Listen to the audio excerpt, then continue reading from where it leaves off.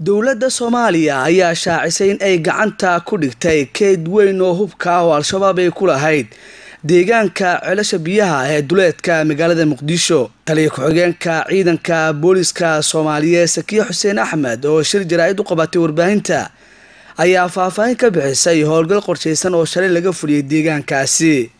ugu horreyn waxa ay sheegtay in ciidamadu ay gacanta ku soo dhigeen hub aad u fara badan sida bambaanooyin, miinooyin, suumanka qaraxyada kuwaas oo lagu aasay god weyn oo ku yaala deegaanka ceelasha biyaha ee gobolka Shabeellaha Hoose. sidoo kale taliye ku-xigeenka ciidanka booliska Soomaaliyeed ayaa intaasi ku dartay in hubkan la doonayay in lagu fuliyo weeraro bartilmaameedkoodu ahaa dowladda Soomaaliya. ciidamada ammaanku waxay deegaanka ceelasha biyaha ku soo qabteen hub aad u fara badan oo isku jira suumanka qarxa, rasaas, bambooyin, miinooyin, maadooyinka qaraxyada laga sameeyo, hub fudud iyo mid culusba. hubkan aadka u fara badan wuxuu ku aasnaa god aad u weyn oo dhulka hoostiisa ah. waxaa lagu qiyaasaa inuu ahaa keydka ugu weyn oo hubeed ee argixisada Al-Shabaab ee ka howlgala Muqdisho iyo nawaaxigeeda.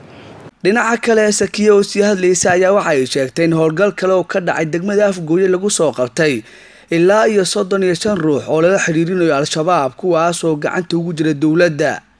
sidoo kale waxa ay tilmaamtay in 14 kale oo loo haysto Al-Shabaabnimo laga soo qabtay deegaanka Sabiid ee gobolka Shabeellaha Hoose isla markaana haatan ay ku socdaan baaritaano dheeraad ah.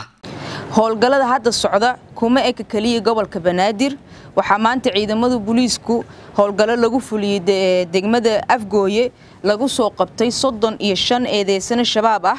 sidoo kale deegaanka Sabiib waxaa lagu soo qabtay ilaa 14 qof oo sidoo kale ku eedeysan Al-Shabaabnimo.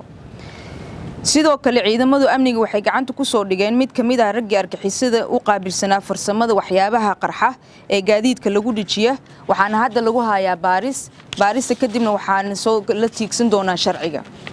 waxaan si gaar ah ugu mahadcelinaynaa dadka deegaanka oo ciidamada la wadaagay xogta ku saabsan hubka iyo dadka la soo qabtaba. waxay tani muujinaysaa wada shaqaynta wanaagsan oo ka dhaxaysa bulshada weynta iyo hay'adaha amniga. howlgallo xoogan ayay dowladda Soomaaliya ka wadaa magaalada Muqdisho iyo duleedkeeda kuwaas oo lagu xaqiijinayo amniga guud ee dalka. Cabdullaahi Cadaani, caasimadda online, Muqdisho.